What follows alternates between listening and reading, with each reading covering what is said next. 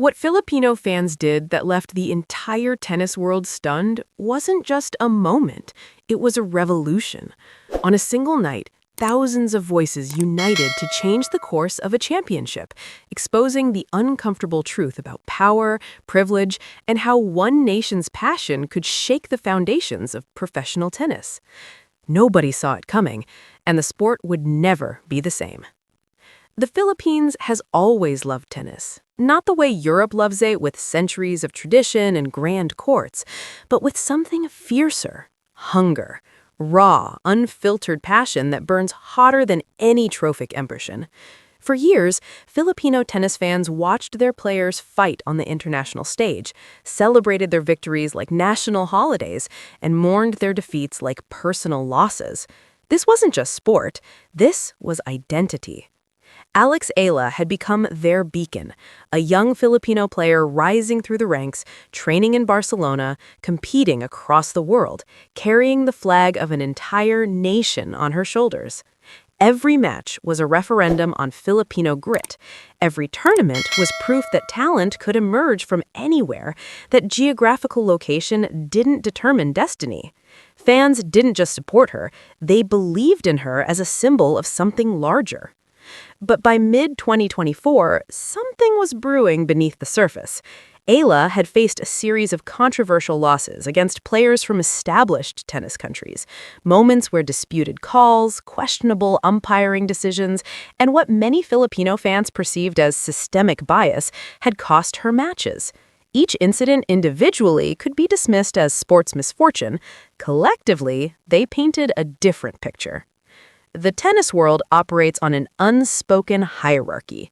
Certain nations have voting power. Certain players have relationships with tournament officials that span decades. Certain stories get told while others get buried. Philippine fans, connected through social media with an intensity that traditional sports commentary couldn't match, began documenting every decision, every frame, every angle. On online platforms, communities grew. Not aggressive or toxic, but organized, strategic. They analyzed slow-motion replays, compared Eala's treatment to that of European and American players in identical situations, and articulated what they suspected: systematic disadvantage. Their research wasn't sophisticated by corporate standards, but it was comprehensive by passion standards. They had receipts. Meanwhile, Eala continued her journey, competing at the highest levels, refusing to let frustration derail her ambition. In interviews, she remained measured, diplomatic, careful not to alienate tournament organizers or other players. But privately, those close to her understood the toll, the psychological weight of fighting not just opponents, but a system. By the time she qualified for the US Open, something electric was in the air. Filipino fans weren't just planning to watch, they were preparing. The narrative wasn't about one player anymore. It was about justice, representation, recognition that women's tennis, for all its progress, still had blind spots it refused to acknowledge. What nobody anticipated was how that passion would transform from observation into action, how a community united by love for one person and conviction about fairness would orchestrate something that would reverberate through every corner of professional tennis. The stage was set, the audience was assembled, the moment was waiting. It started like every other match, until it didn't. The US Open quarterfinal. Eala versus Victoria Golubic, a respected Swiss player with a strong ranking and powerful serve. On paper, it was competitive but manageable. In reality, it became the catalyst for everything that followed. The match itself was exceptional. Eala played with precision, determination, and moments of brilliant tennis that should have guaranteed victory. But the umpiring told a different story. Contested calls mounted, line judgments that seemed to defy the visual evidence, a foot fault called on a serve that appeared to be within bounds, a ball-in judgment on a borderline spike down the line that could have gone either way, but the way it was called, repeatedly against Eala, established a pattern. It wasn't one egregious error. It was a constellation of small, cumulative decisions, each individually arguable, collectively undeniable. Eala lost in 3 sets, and the moment the match ended, it ignited something unprecedented. Within minutes, videos were uploaded, clips were analyzed, frame-by-frame breakdowns circulated across YouTube, TikTok, and Twitter. But this wasn't the usual sports commentary. This was organized evidence presentation. Filipino fans, having prepared their documentation systems for months, released comprehensive videos comparing every disputed call to precedent, to parallel situations, to established tennis rules. The narrative was simple. Alex Eala was cheated, not because of one official's malice, but because of a system that had never learned to see her as an equal competitor. The International Tennis Federation initially dismissed the allegations as standard post-match frustration. Tournament organizers released statements about the integrity of their officials. Media outlets in English-speaking countries characterized the Filipino response as emotional and biased. But they'd fundamentally misunderstood what was happening. This wasn't reactionary anger. This was a global demonstration of institutional blind spots. Filipino fans weren't saying their player was perfect or that she deserved to win every match. They were saying she deserved fairness, and the evidence suggested she wasn't receiving it. What amplified everything was the global response. Tennis analysts who'd never commented on Filipino tennis suddenly began examining the footage independently. Some initially skeptical journalists watched the clips themselves and began to acknowledge that questions had merit. Former players, including some from traditional tennis nations, cautiously supported the investigation. The tennis world was being forced to look at something it had conditioned itself to ignore, that power and fairness aren't always aligned. Golubic, the beneficiary of the controversial decisions, found herself at the center of an unexpected controversy. She'd done nothing wrong except win, but the circumstances of that win now seemed tainted. The Swiss player, who'd built her career on reputation and respect, suddenly faced skepticism simply because she'd been on the favorable end of disputed judgment. The International Tennis Federation, facing unprecedented pressure, announced a review, an actual, substantive review of the match footage and umpiring decisions. It was a concession to a demand that weeks earlier would have been dismissed outright. But the real moment, the stunning moment, was still coming. Because this wasn't about one match anymore. This was about an entire nation finding its voice. What happened next shocked even the people orchestrating it. The Philippines entered a state of unified tennis consciousness, unlike anything witnessed in modern sports. Television networks began analyzing the Eala match continuously. Radio hosts discussed it during morning commutes. Families watched slow-motion replays together at dinner tables. It became a conversation transcending age, income level, and geographic region. But the uprising wasn't violent or purely digital. It was structural. Philippine fans organized. They created petition campaigns that gathered hundreds of thousands of signatures. They commissioned independent analyses from retired professional umpires and tennis officials from neutral countries.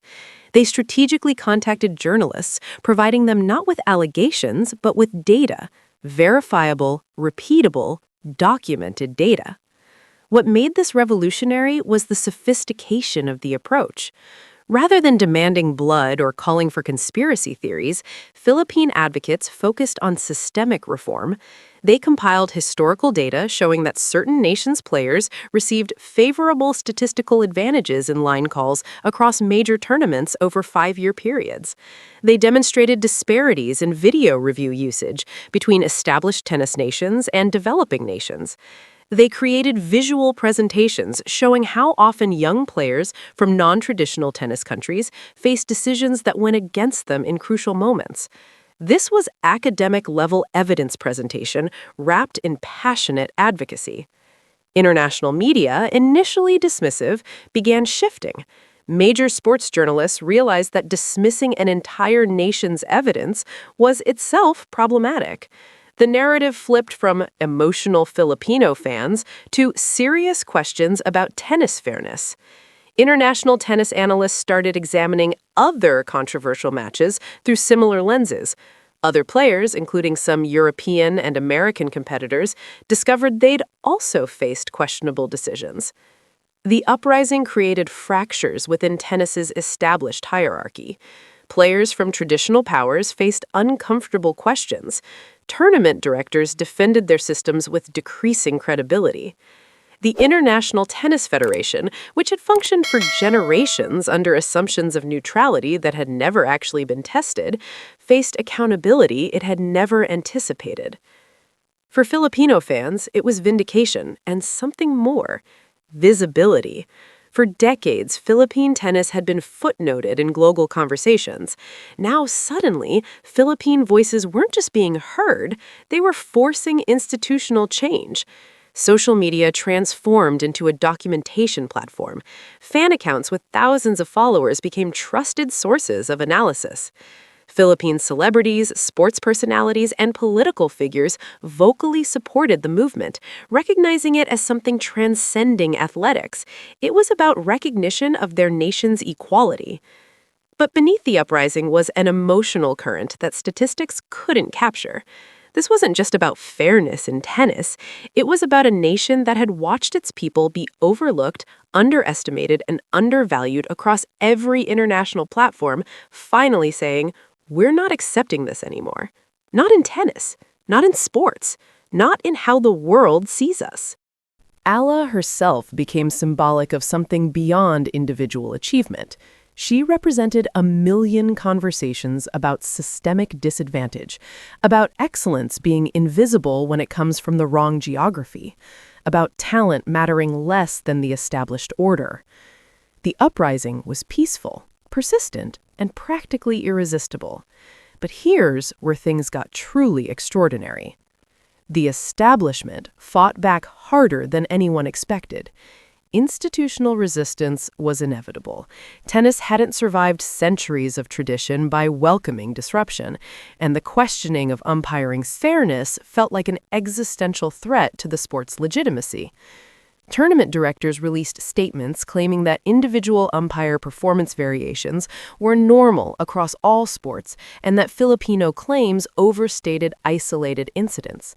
The ITF commissioned its own independent review, staffed primarily by officials from established tennis nations, which concluded that no systemic bias existed. Critics pointed out the obvious conflict of interest, the establishment defending itself through its own internal mechanisms. But the backlash revealed something unintended. In defending the status quo, establishment voices began articulating arguments that sounded increasingly hollow. Why shouldn't controversial calls be subject to video review? Why did access to replay technology vary by tournament status? Why were certain nations' players listed with more favorable seeding considerations? The harder the establishment pushed back, the more legitimate the questions seemed. International journalists dug deeper. They interviewed former umpires, including some who'd worked major tournaments for decades. Anonymously, many acknowledged what the data suggested, that unspoken cultural expectations existed around judgment calls, that players from certain nations were perceived differently, and that umpires, whether consciously or not, operated within frameworks that they'd never examined. One revelation proved particularly damaging. A retired Grand Slam umpire, moved by the conversation the Philippine uprising had initiated, published an essay in a major sports outlet. In it, he described the informal socialization umpires received, the subtle ways established tennis culture communicated expectations about player treatment, and how it created unconscious bias against emerging tennis nations. The essay was devastating because it came from inside the system. This wasn't speculation or accusation. This was testimony. European and American media outlets initially downplayed the revelation, but global tennis communities recognized its significance. The Philippines wasn't claiming conspiracy. They were claiming, accurately, that bias could exist within structures that never intended bias, that systemic disadvantage could emerge from cultural expectations rather than deliberate discrimination. Philippine media covered the essay extensively, recognizing it as external validation of what their own analysis had demonstrated.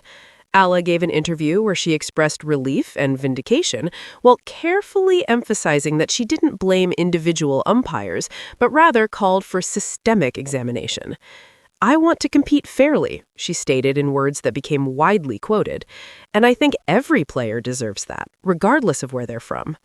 But there was another revelation coming, one that would prove even more significant. Investigative journalists, now motivated by the broader conversation the Philippine uprising had initiated, began examining ticket sales patterns, media coverage disparities, and prize distribution equity across tennis's major events. What they discovered suggested that the umpiring bias was just one symptom of larger inequities in how tournaments were marketed, in who received sponsorship opportunities, in whose stories got told. For Philippine fans, it validated what they'd suspected, that their nation's invisibility in global tennis wasn't coincidental, it was structural. And then came the moment that truly left the world stunned. Filipino fans didn't just want answers, they wanted change that would last. By the third week of the uprising, Philippine organizations working alongside Eala's representatives formulated a structural proposal. It wasn't vengeful or extreme, it was comprehensive and achievable.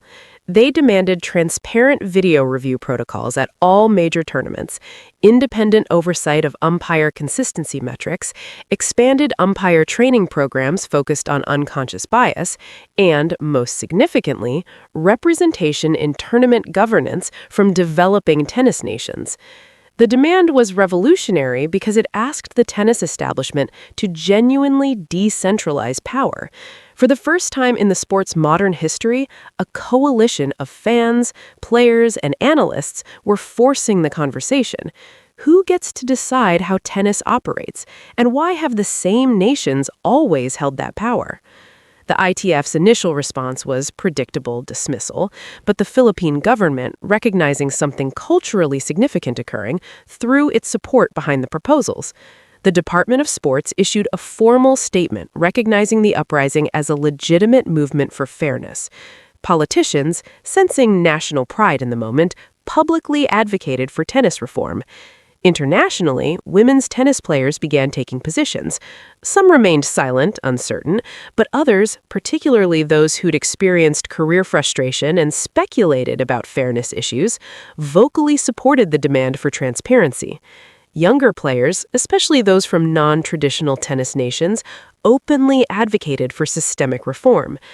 The pressure built until something extraordinary happened. A coalition of major tournament organizers, recognizing that resistance was damaging tennis's reputation globally, signaled willingness to negotiate. A task force was assembled. Critically, it included Philippine representatives, officials from other developing nations' tennis associations, independent analysts, and yes, even representatives from traditional tennis powers. The conversations were tense, confrontational at times, but undeniably real.